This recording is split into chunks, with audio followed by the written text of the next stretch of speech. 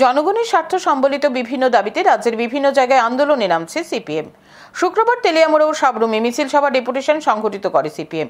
শুক্রবার বিভিন্ন দাবিতে তেলিয়ামুড়ার বিশাল মিছিল করে সিপিএম কর্মীরা শহরের বিভিন্ন পথ পরিক্রমা করে পরে স্মারকলিপি জমা দেওয়া হয় ব্লকের বিডিওর কাছে। কর্মসূচিতে ছিলেন সিপিএম নেত্রী রমা দাস, হেমন্ত জমাতিয়া, প্রাক্তন বিধায়ক মনীন্দ্র দাস সহ অন্যান্যরা।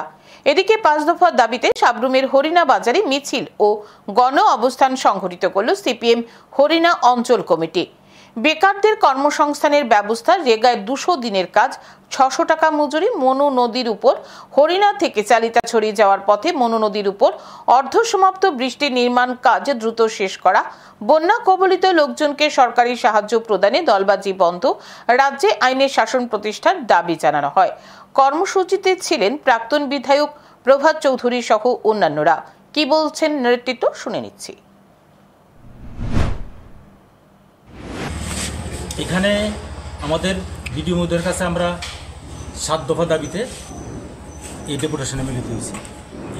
7 দফা দাবির মধ্যে গুরুত্বপূর্ণ হয়েছে আমাদের কৃষকদের উৎপাদিত ফসলের সহায়ক মূল্য দেওয়া, রেগাতে 200 দিনের কাজের গ্যারেন্টি করা এবং 600 টাকা মজুরি দেওয়া এবং শ্রমিকদের কাজ দেওয়া।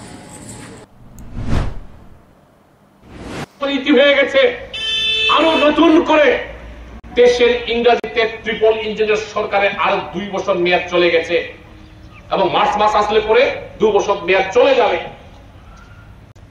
এই সরকার 7 বছর হয়ে গেল, কিন্তু এই ব্রিজের যে গতি ছিল নির্মাণের, যে জায়গায় ছিল সেই জায়গায় রয়ে গেছে।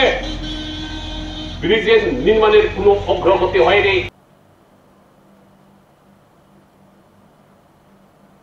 জনগণের স্বার্থ সম্বলিত বিভিন্ন দাবিতে রাজ্যের বিভিন্ন জায়গায় আন্দোলনে নামছে সিপিএম। শুক্রবার তেলিয়ামুড়া ও সাবরুম মিছিল সভা ডেপুটেশন সংগঠিত করে সিপিএম। এখন সময় বিরতির রয়েছে আরো খবর, সঙ্গে থাকুন।